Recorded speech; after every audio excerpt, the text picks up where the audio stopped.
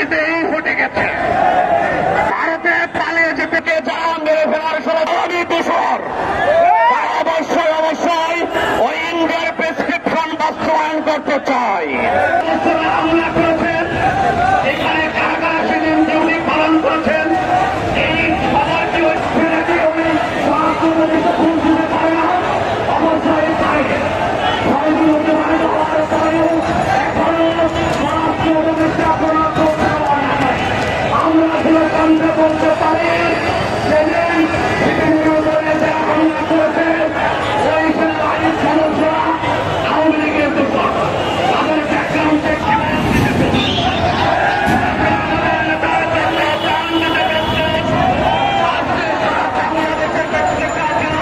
আপনারা লক্ষ্য করেছেন বিগত হাসিনার আমলেও আমাদের নেতাকর্মীকে দাঁড়াইতে পারে নাই।